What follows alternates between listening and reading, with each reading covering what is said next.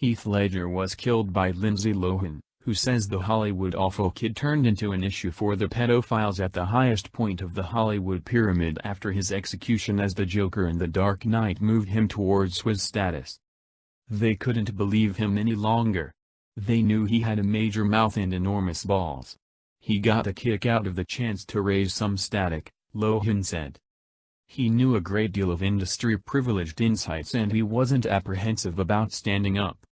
Lindsay Lohan got the world's consideration this week after a tweet in which she shielded President Trump and his family went viral. The London-based on-screen character was approached about her tweet calling for individuals to quit harassing President Trump. However, Lohan, talking in her baffling new worldwide emphasis, rather started revealing insight into Heath Ledger's 2007 demise.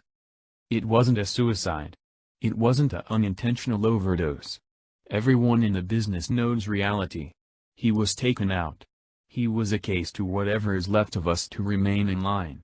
He was the remainder of the Hollywood terrible young men. Previous kid star Lindsay was near Ledger in the year prior to his passing, investing energy with the Australian performing artist in his Manhattan condo between shoots.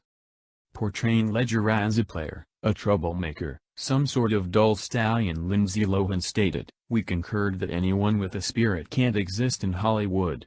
You need to get out. You need to discover an exit plan or you'll be eaten up from the back to front." He thought about acting, he thought about the craftsmanship and the heritage he was taking off. He was disturbed, thus so baffled with what Hollywood truly is. He was quite recently so spurned by the cash-hungry, control-crazed tip-top. The pedophiles and their systems. He was plotting out. He loved blasts.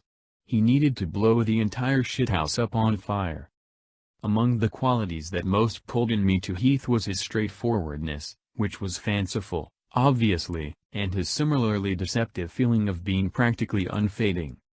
Following the current spate of pedophilia-related captures in California, which prosecutors caution is the tip of extremely spoiled chunk of ice, Lohan's cases about the dim side of Hollywood shock no one. The hold held by the spoiled Hollywood world class over the on-screen characters working the framework has turning into the stuff of legend. Talking about the performers and on-screen characters in Hollywood, Lohan stated, "We as a whole realize that on the off chance that you need to ensure correspondents can't cover anything you say at a question-and-answer session, you simply begin discussing how Hollywood is controlled by deviants and pedophiles. The oligarchs that run your media organizations won't print an expression of it."